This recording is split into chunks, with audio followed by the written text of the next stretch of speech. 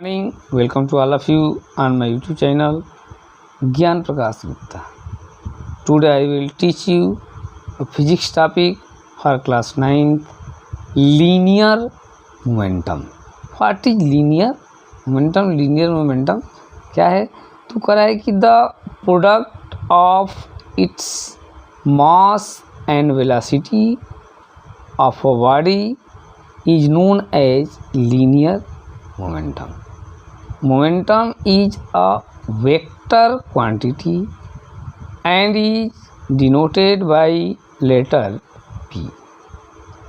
Momentum equal mass into velocity means momentum P equal m into v. क्या value नहीं momentum?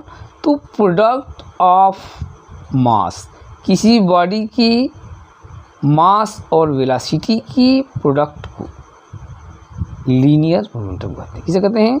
The product of its mass and velocity is known as linear momentum. किसी भी body की मास और उसकी velocity की product को linear momentum कहते हैं. और momentum is a vector quantity. Momentum एक वेक्टर क्वांटिटी है and is denoted by letter P. P से डिनोट करते हैं. मोमेंटम इक्वल बॉडी का mass into velocity means P equal M into V. M for mass, V for velocity. इसी order में हम लोग देखते हैं Newton second law of motion. क्या है भाई? Newton second law of motion क्या है? तो Newton second law of motion में हम कंसिडर करते हैं, मानते हैं कि किसी भी बॉडी पर applied force F mass and acceleration के प्रोडक्ट के डायरेक्टली प्रोपोर्शनल होता है. तो applied force is the mass of product of mass and acceleration.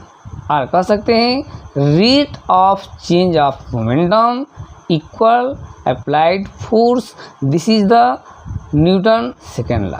तो इसको प्रूफ करने के लिए कि rate of change of momentum equal applied force, हम न्यूटन सेकेंड लॉ के अंदर कैसे स्टडी करते हैं तो देखते हैं. Consider a body moving with an initial velocity u. कोई बॉडी मूव कर रही है, इसकी इनिशियल वेलोसिटी क्या है? u है. Application of a force F continuously for t time change the velocity of the body to v if mass of this body is m. then करे कोई बॉडी इनिशियल वेलोसिटी u से move कर रही है, जिस पर एक फोर्स अप्लाई करते हैं F कंटिन्यूस t टाइम तक, तो उसका फाइनल वेलोसिटी v हो जाता है. यदि बॉडी का मास m हो तो बॉडी का initial momentum of body p1 equal mass into velocity. तो इनिशियल मोमेंटम फाइंड करना है, तो इनिशियल मोमेंटम इक्वल हो जाएगा p1. Initial momentum p1 equal mass into initial velocity. Initial momentum find करने के लिए बॉडी के मास और उसकी इनिशियल वेलोसिटी से इंटू करेंगे. After that final momentum of the body p2 equal mass into final velocity. तो इनिशियल मोमेंटम के लिए मास इंटू इनिशियल वेलोसिटी और फाइनल मोमेंटम के लिए मास इंटू फाइनल वेलोसिटी. ठीक. After that change in momentum of the body. तो change in momentum equal final momentum p2 minus initial momentum p1. तो change in momentum equal final momentum minus initial momentum. Final momentum कितना है?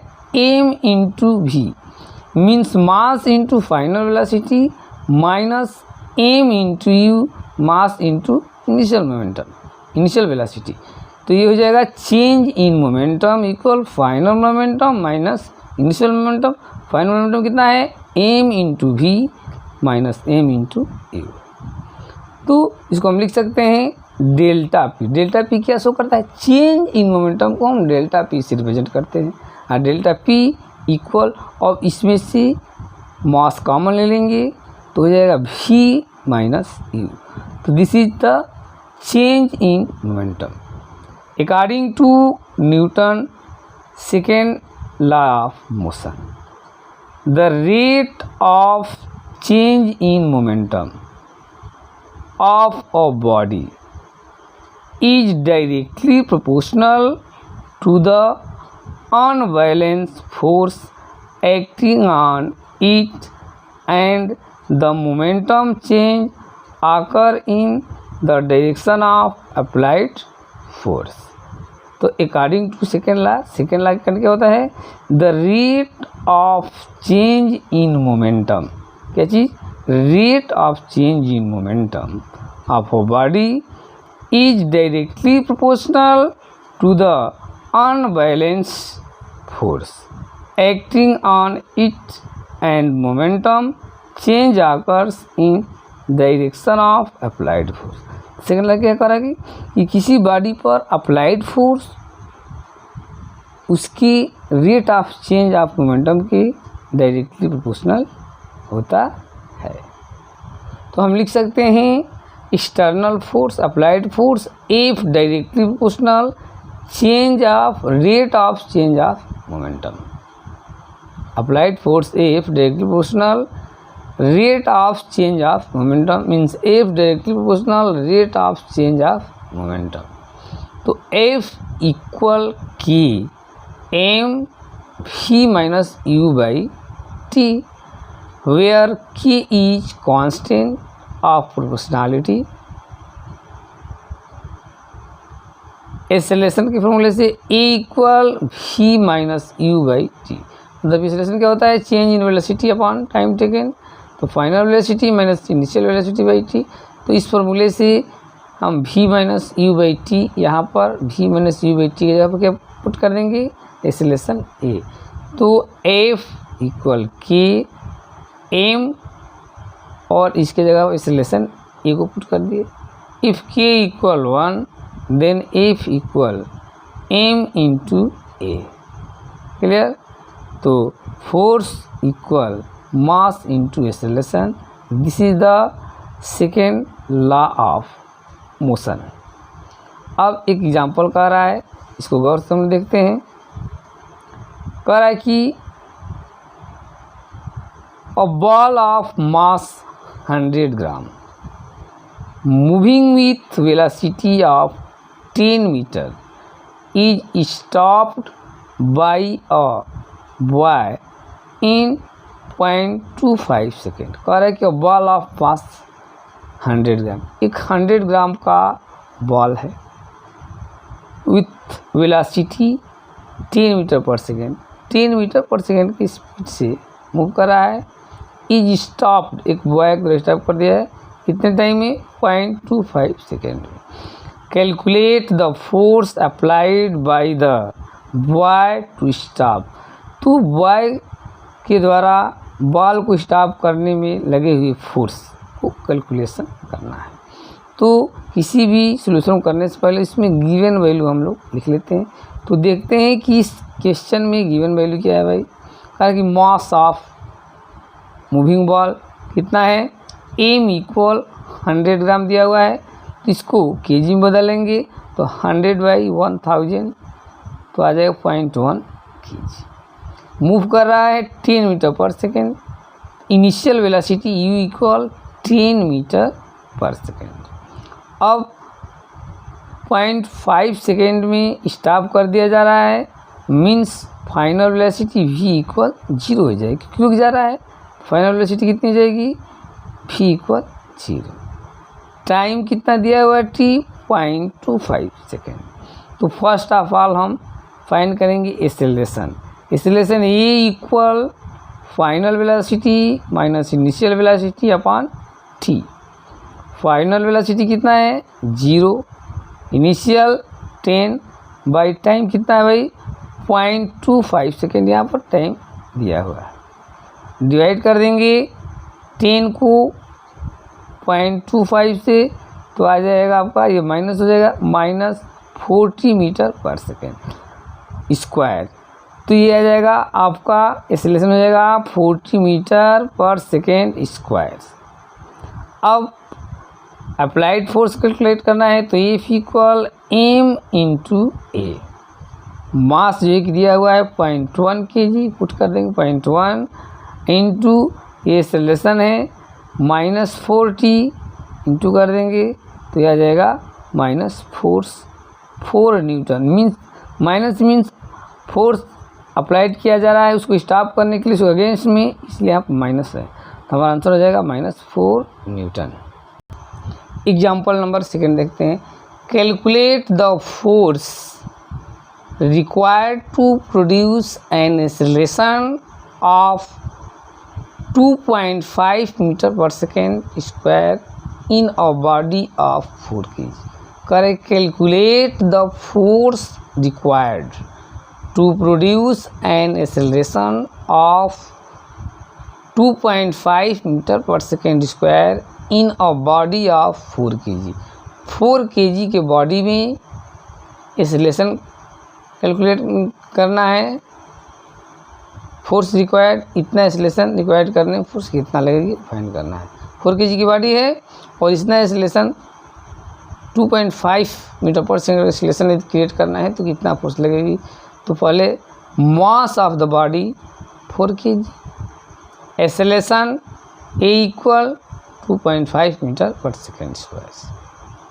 तो force F equal mass of the body into acceleration, F equal m into a. तो F equal 4 kg into 2.5 metre per second square, तो into कर देंगे तो 10 newton. Clear. अब next question देखते हैं। कह रहा है कि a constant force act on a object for 5 kg for a period of 2 seconds। कह रहा है कि a constant force act on a object of 5 kg, 5 kg के ऑब्जेक्ट पर एक कांस्टेंट फोर्स एक्ट कर रहा है। a period of 2 second, 2 second के लिए। it increases the velocity of an object from 3 metre per second. तो उसका वेलोसिटी इंक्रीज कितना हो जा रहा है, तो 3 metre per second to 7 metre per second. कोई कांस्टेंट फोर्स किसी बॉडी 5 kg के बॉडी पर एक्ट हो रहा है कितने 2 सेकेंड तक, तो उसका जो इनिशियल वेलोसिटी है 3 मीटर पर सेकेंड से इंक्रीज होकर के 7 मीटर पर सेकेंड हो जाती है।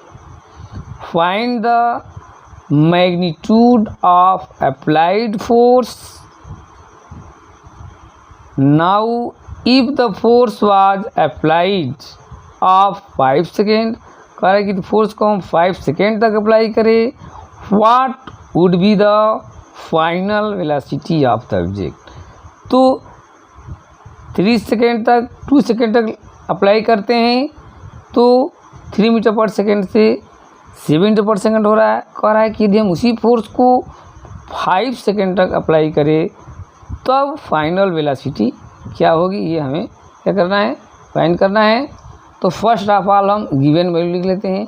मास of the object 5 kg, time first condition में टाइम कितना है 2 सेकेंड है, तो और वेलोसिटी कितनी चेंज है, चेंज इन वेलोसिटी 3 to 5 हो रहा है, तो final velocity minus initial velocity, तो कितना हो जाएगा, change in velocity 4 second.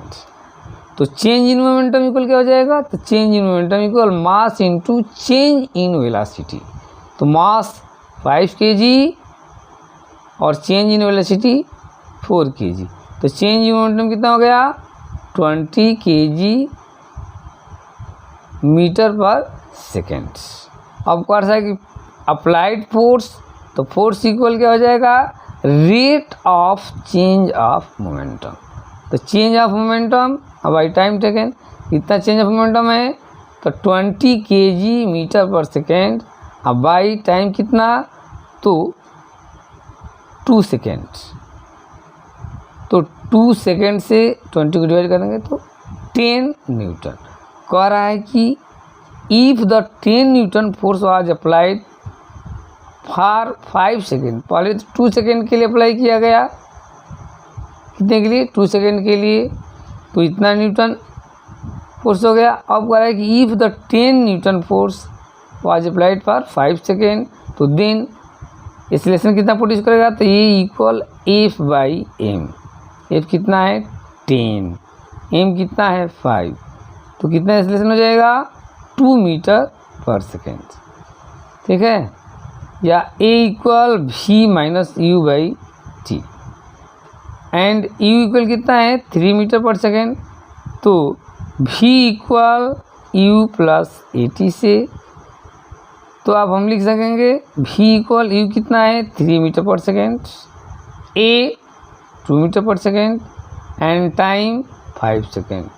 Calculate कर देंगे तो ये 3 प्लस 5 2 जा 10, तो 3 प्लस 10 इक्वल कितना हो जाएगा 13 मीटर पर सेकेंड।